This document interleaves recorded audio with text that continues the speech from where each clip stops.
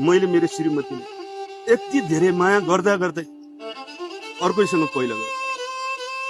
तर जोसँग गएको भए पनि मलाई नबिर्स है माया। तर मेरो स्वास्नीले उडाउने कसले आँट गर्यो? सालेलाई 7 समुद्र पारी गप्ने छोड्नेवाला छैन म।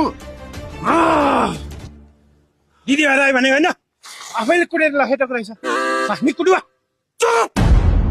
यति धेरै माया गर्ने स्वास्नीलाई मैले किन कुट्नु? छैन कुटेको। कसले भन्यो मैले स्वास्नी कुट्छ भनेर? यसमा हेर्नुहोस्, यो के हो? अनि बहिनी, तपाईँलाई चाहिँ उहाँको खासमा के मन पर्यो? के कुरा विशेष लाग्यो तपाईँलाई उहाँको? मलाई हाइट, उहाँको हाइट मलाई साह्रै मन पर्यो। हाइट? पहिलाको श्रीमान चाहिँ आफूभन्दा अग्लो भएर चुम्बन दिने कालामा खालि चड्कन मात्रै दिनु।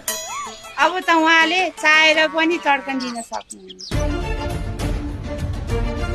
साला मेरो बुढी लाने को हो यो?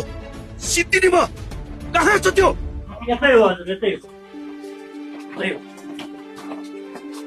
यही घर हो हजुर। हो?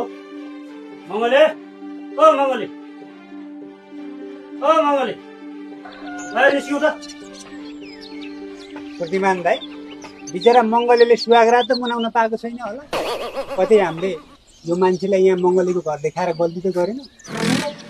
यो मुलाको चाहिँ यसो गर्छ, हामीलाई के मतलब? हामीलाई चाहिएको कन्टेन्ट हो, यो जोडिया।